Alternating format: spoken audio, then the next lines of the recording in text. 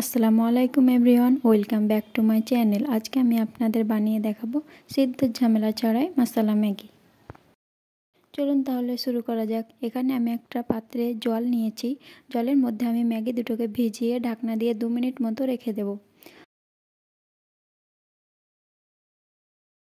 2 minute পরে দেখুন কত সুন্দর, একদম যেমন গরম জল দিয়ে সিদ্ধ করেন ওইভাবে হয়ে যাবে, কিন্তু এটা একদমই লেগে যাবে না, একদম ঝরঝরে হবে, খেতেও অনেক সুন্দর হবে।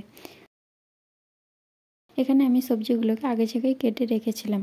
এখানে আমি নিয়েছি পেঁয়াজ কুচি, ক্যাপসিকাম কুচি, গাজর কুচি, একটা কুচি করে নিয়েছি আর 2টো লঙ্কাকে কুচি করে নিয়েছি। এখানে আমি মশলা নিয়েছি ধনিয়া, জিরা, লবণ আর হলুদ গুঁড়ো।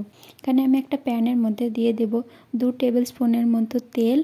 তারপরে তেলটা হালকা গরম হয়ে এলে আমি এখানে দিয়ে দেব পেঁয়াজ কুচি।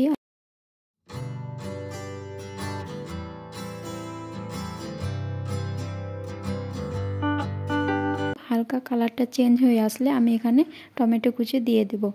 টমেটো দিয়ে আমি ভালো করে এটাকে আবার খানিকক্ষণ নেড়ে চেড়ে নেব।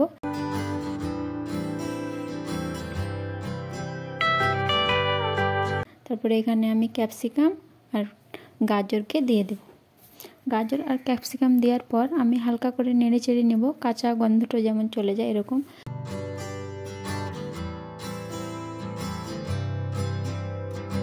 এগুলোকে নাড়াচাড়ার পর আমি এখানে মশলাগুলোকে দিয়ে নেব। যা যা নিয়েছিলাম ধনিয়া গুঁড়া, জিরে, লবণ আর হলুদ। মশলাগুলোকে দিয়ে আমি এখানে ভালোভাবে নেড়ে চেড়ে নেব। এখানে একটু জল দিয়ে মশলাটাকে ভালোভাবে কষিয়ে নেব এগুলোকে।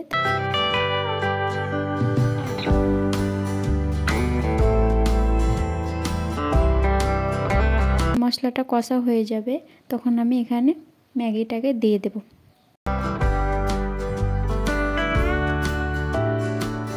ম্যাগিটা দিয়ে আমি এখানে কাঁটা চামচ দিয়ে ভালোভাবে নেড়ে নেব এগুলোকে। নেড়ে চেড়ে নেওয়ার পর আমি এখানে ম্যাগি মশলা দুটো দিয়ে দেব।